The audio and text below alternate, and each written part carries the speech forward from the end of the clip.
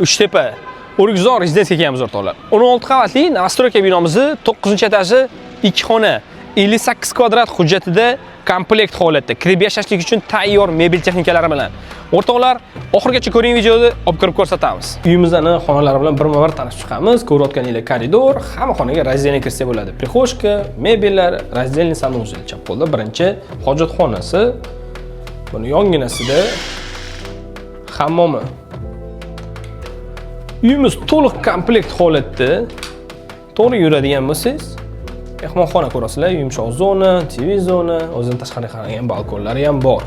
Shunaqana balkondan qarasanglar, bozor ko'rinib turadi. Buni yonginasida oshxona.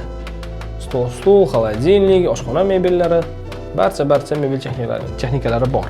Hop, uyimiz to'liq komplekt holatda kirib yashasa bo'ldi. Kiyim-kechaklarni olib kirasizlar bo'ldi.